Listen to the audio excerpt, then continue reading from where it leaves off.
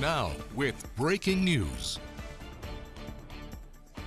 Thanks for watching the news at 5. I'm Tyler Mannion. As you just saw, we are continuing to follow the breaking news out of Fort Stewart, where 5 soldiers have been shot today by another member of their unit. I want to get straight out to our Madeline Bierster, who has been out around Fort Stewart all throughout this afternoon. And Madeline, you were there as a press conference was held by Fort Stewart officials. What all did we learn?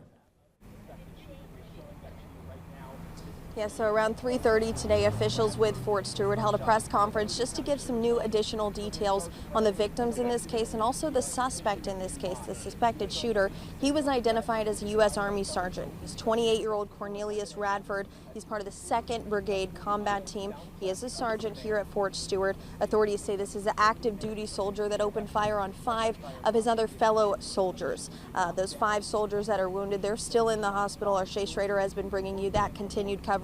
So far, all we know about him is that he got a DUI in May. Officials say they weren't aware of that DUI until the shooting happened today. But other than that, no discipline or any behavioral issues here on the base or at Fort Stewart or in the military in general. The suspect has never been in combat. They say they've since interviewed him after the shooting and they're awaiting a charges decision just to see exactly what charges he's going to be facing. But this was not a military weapon that was used in the shooting. It was allegedly Radford's personal handgun that somehow got into where they were working today.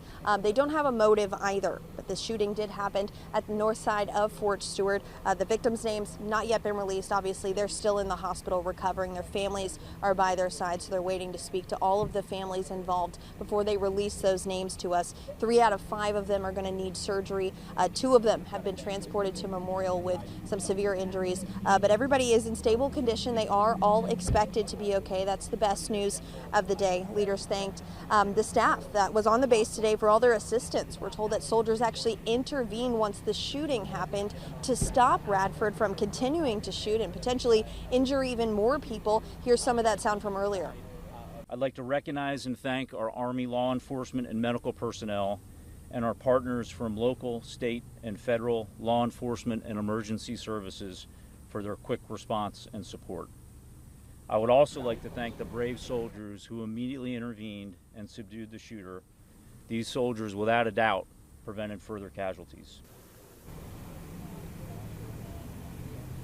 Yeah, they're still investigating at this point how Radford got that personal gun inside of his place of work and on the base in general. Officials say they are confident, though, in the security of the fort as a whole. Details still going to come out in this investigation, but that's all we have for now. We're going to continue to keep you updated both on air and online. Reporting on Fort Stewart, Madeline Bierster, WTOC News.